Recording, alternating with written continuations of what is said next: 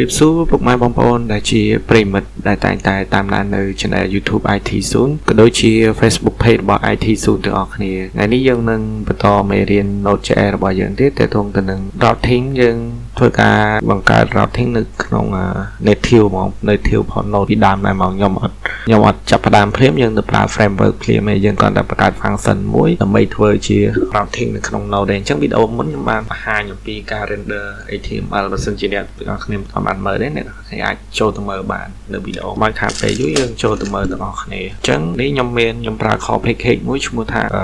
URL នេះគឺយើងអាច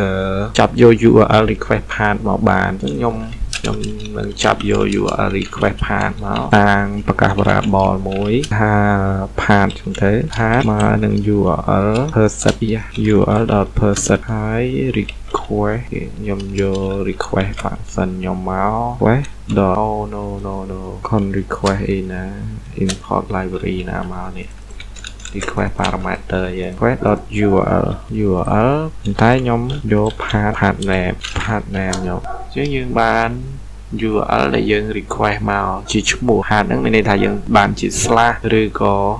/index/login/ អីចឹងយើងមកធ្វើការខ្ញុំប្រើ switch case ទៅដើម្បីសិក្សាលក្ខខណ្ឌវា switch case អូខេ key ខ្ញុំគឺ path value អញ្ចឹងដល់ពេលដែលpath ខ្ញុំ value ស្មើនឹង slash អញ្ចឹងខ្ញុំឲ្យវាធ្វើអីអញ្ចឹងខ្ញុំត្រូវបង្កើត function មួយខ្ញុំបង្កើត function ដើម្បី render HTML ខ្ញុំដាក់ function render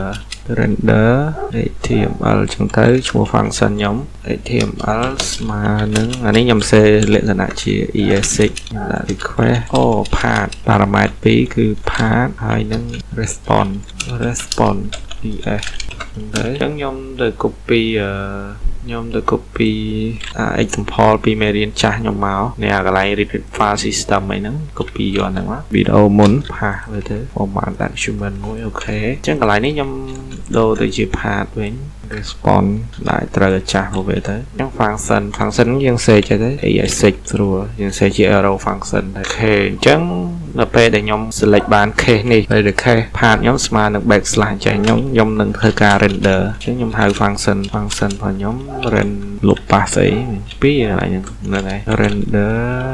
HTML ខ្ញុំអញ្ចឹង path ខ្ញុំដាក់អីគេអញ្ចឹង path យើងដាក់ ./index ចឹងទៅ .html ហើយ response ខ្ញុំដាក់ response នេះមកនេះ response អញ្ចឹងឧមាថាខ្ញុំមាន path ច្រើនអញ្ចឹងខ្ញុំ copy ថែមទៅមកពីវាថែមអញ្ចឹងមកហើយខ្ញុំដាក់ OK ខ្ញុំដាក់ login អញ្ចឹងទៅ login អញ្ចឹងនេះខ្ញុំដាក់ login page អញ្ចឹងទៅ response ដូចគ្នាបិទ semicolon ផងអញ្ចឹង default ខ្ញុំ right header response right header ថា 404 អញ្ចឹងទៅថា page not found អញ្ចឹងណាហើយបន្តមកទៀតខ្ញុំ response ដែរ content វាខ្ញុំ write content វាដាក់ថា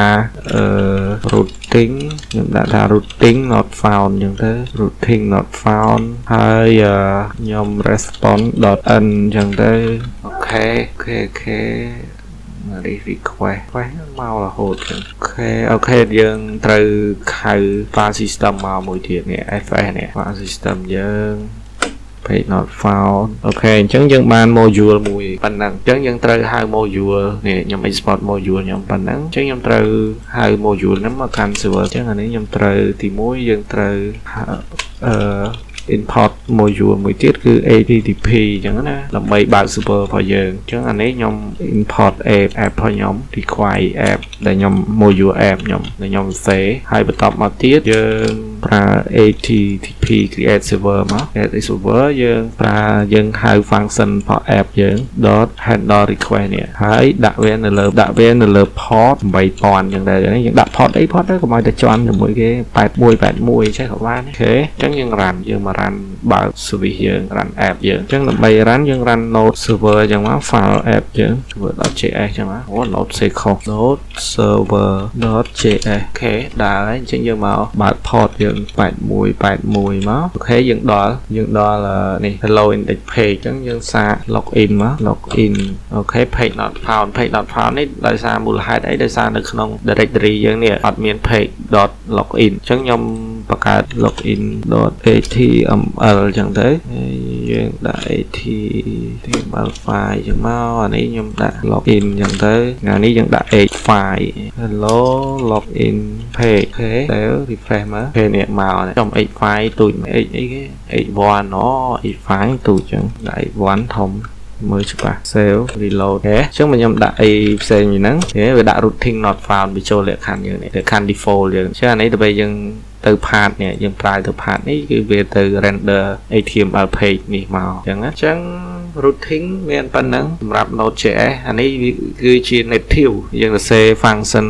native មក request response អញ្ចឹងណាខ្ញុំអត់ប្រើ framework ទេព្រោះយើងពីដំបូងយើងត្រូវតែយល់ដឹងអំពី native ហ្នឹងសិនមុនយើងទៅ framework អញ្ចឹងដល់ពេលយើងយល់អាហ្នឹងច្បាស់ហើយយើងទៅ framework គឺវាងាយស្រួលមែនតើអញ្ចឹងវីដេអូនេះគឺមានតែប៉ុណ្្នឹងឯងសម្រាប់ node.js routing អញ្ចឹង